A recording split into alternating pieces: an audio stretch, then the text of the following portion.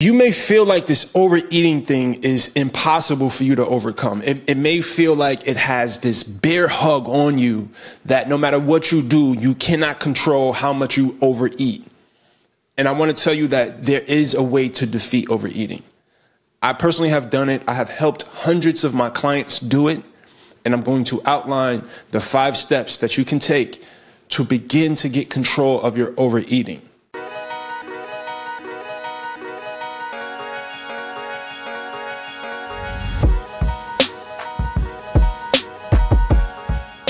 If you're new here, my name is Robert Brix Glover. I lost about 160 pounds 11 years ago. And on this channel, I give away all the jewels, all the wisdom, so that you don't have to make the same mistakes that I made. So hit that subscribe button right now and give the video a big thumbs up. Thank you in advance. Okay, so let's jump right in. So the first thing, you have to identify the role that food plays in your life. What is the story connected to your eating habits? You have to understand the nature of your relationship with food. I take my clients through an assessment and I ask them specific questions that helps them understand the role that food plays in their life. This is an important first step. So for an example, I had a client, his name is Alex. His name's not really Alex, but we're going to say his name is Alex. From the outside, he had the perfect life. He had a really good job. He has a beautiful wife. He has 3 beautiful kids.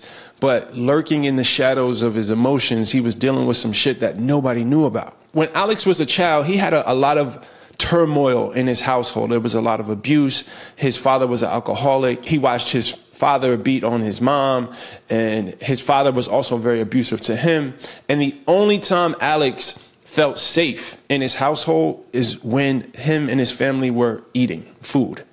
So there's a subconscious connection to eating a Spanish meal, right? Alex is Spanish. There's a subconscious connection that happens when Alex eats rice and beans or any sort of cultural dishes that automatically gives him this feeling of safety and comfort. See, Alex didn't understand that this stuff was happening. He didn't know that he was using food as an escape from all of the turmoil that he had going on in his shadows, right?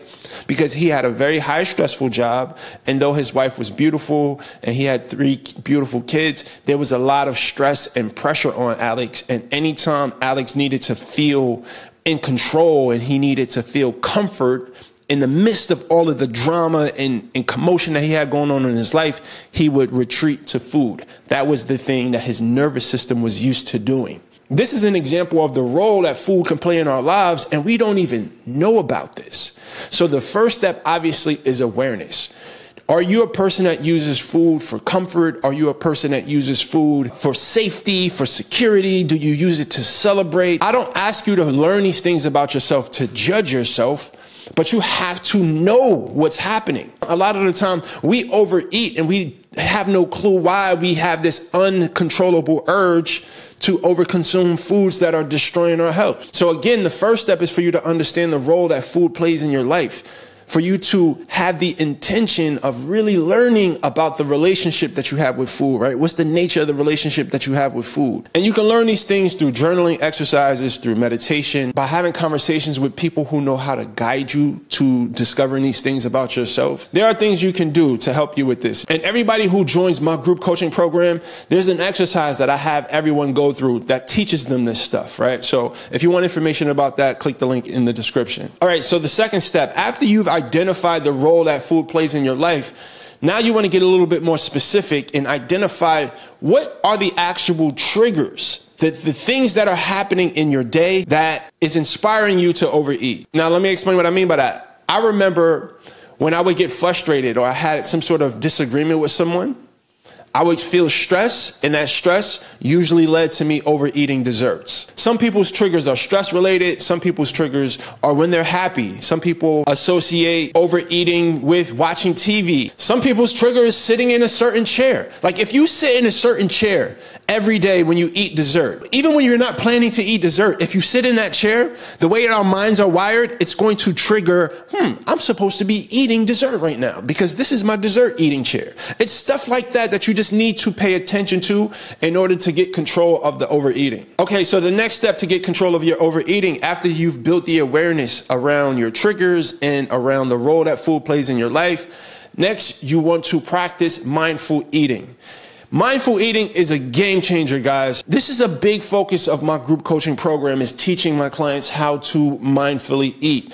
And I'll give you a brief description of mindful eating. It's simply being present with your meal. You're not distracted. You're not watching TV. You're not talking on the phone. You're not scrolling social media. You are present with your food so that you can identify what's happening in your body. You can pay attention to your satiety cues. You can pay attention to your hunger cues. You can recognize when you're full and when your body is telling you to stop eating. But a lot of the times we overeat because we're so distracted. We're not paying attention to what's happening in our body, what we're feeling, right? And we miss the cue that our body says, hey, I had enough. We miss that communication from our bodies because we're so distracted. So slowing down, turning off the television, putting down the phone, being present with your food, looking at the colors, smelling the smells, when you put it in your mouth, feeling the textures, the sensations. Pay attention to what's happening in your body, right? As you're eating, these are all elements of mindful eating. And if you can practice doing this, it's a practice. It's not something that you do a few times and then you got it. You have to practice it. And the more you practice it, I'm telling you, it will help you get control of your overeating. The next thing you can do to stop you from overeating is to plan every meal ahead. Now, this may sound meticulous. A lot of people are like, yo, that sounds crazy. But an ounce of prevention, an ounce of planning is worth a pound of cure. I heard that somewhere and it stuck with me, but it's true. If you just took the time to plan your meals, whether you plan to meal prep, whether you plan to order meals, whether you plan to cook every day, maybe you write out a menu, take 30 to 40 minutes on Sunday to just plan your meals for the week. It will stop you from making impulsive decisions. It serves as a layer of accountability. So trust me, the planning definitely helps. The fifth step that I want to discuss, there's a few elements involved in the fifth step, and these are all important. First and foremost, hydration. A lot of us, we overeat because we think we're hungry, and it's really because we're dehydrated. Second, you want to make sure that you are getting enough protein and fiber in your diet.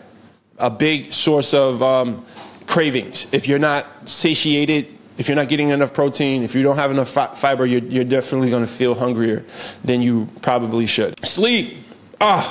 Sleep is so important. There's so many hormonal issues that people face due to a lack of sleep that are causing us to crave carbs because your body is just asking you for energy. Make sure you're sleeping, make sure you're hydrated, make sure you're getting enough protein and fiber, and then also managing your stress. Guys, I hope that was helpful. Let me know in the comment section anything that you're personally struggling with as it pertains to you reaching your weight loss goals. I want to know specifically the nuances of the things you're dealing with, because the more I understand, the better I will be at supporting you guys, all right? As always, remember, the body that you want is owned by a higher version of yourself. So evolve. Peace.